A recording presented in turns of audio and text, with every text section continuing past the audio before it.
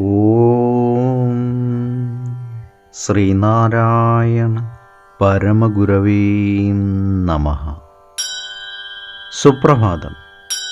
849 ദിവസമായ ഇന്ന് 2023 സെപ്റ്റംബർ മാസം 11 തിങ്കളാഴ്ച, 1199 ആണ്ട് ചിങ്ങമാസം 26 ഗുരുവചനങ്ങളിലൂടെ ആനന്ദം ലഭിക്കുന്നത് അവരവരുടെ പ്രവർത്തനത്തിൻ്റെ ഫലമായിട്ടാണ്.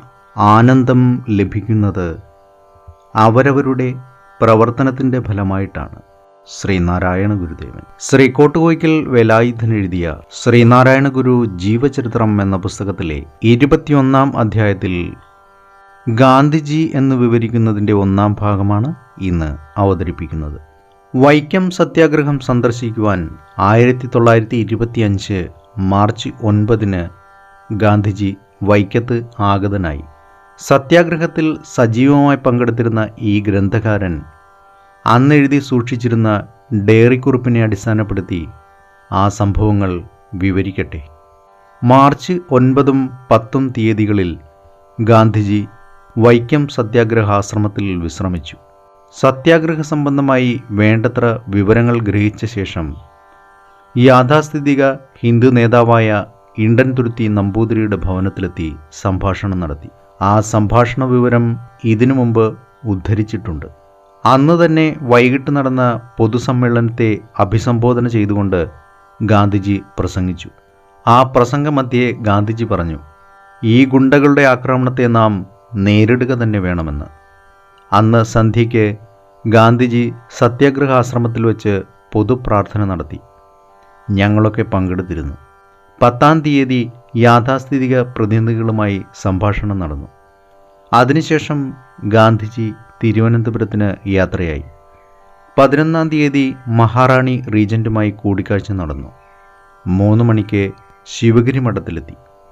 മഹാത്മജിയെ സ്വീകരിക്കുവാൻ AK ഗോവിന്ദദാസ് എന്ന ശ്രീനാരായണ ഭക്തന്റെ വക കെട്ടിടം ഗാന്ധി ആശ്രമമായി തയ്യാറാക്കി വേണ്ട സജ്ജീകരണങ്ങൾ ചെയ്തു. ഗുരുദേവൻ കാലേക്കൂട്ടി അവിടെ എഴുന്നള്ളി വിശ്രമിച്ചു. ദിക്കാകെ സന്ദർശകരെ കൊണ്ട് നിറഞ്ഞു കവിഞ്ഞു. എന്നാൽ സർവത്ര ശാന്തത. വിശേഷതരം പുല്ലുപായികൾ നിരത്തി ഖദർ വസ്ത്രങ്ങൾ വിരിച്ച് ഗുരുദേവനും ഗാന്ധിജിക്കും മറ്റതിഥികൾക്കും പ്രത്യേക ശ്രദ്ധയോടുകൂടി ഇരിപ്പിടങ്ങൾ ഒരുക്കിയിരുന്നു. ഗുരുദേവൻ ഗാന്ധിജി ആശ്രമത്തിൽ സ്വീകരണ സ്ഥലത്ത് എഴുന്നള്ളി അല്പസമയം നിന്നു. അതാ കൃത്യം 3 മണിക്ക് ഗാന്ധിജിയുടെ കാറെത്തി.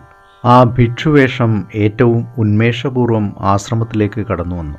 2 അപൂർവ മഹാത്മാക്കളുടെ ദിവ്യ സമാഗമം ആനന്ദപുളകിതവും വർണ്ണനാതീതവുമായിരുന്നു. ആചാരോപചാരങ്ങൾക്ക് ശേഷം ഗാന്ധിജിയും ഗുരുദേവനും ആസനസ്ഥരായി.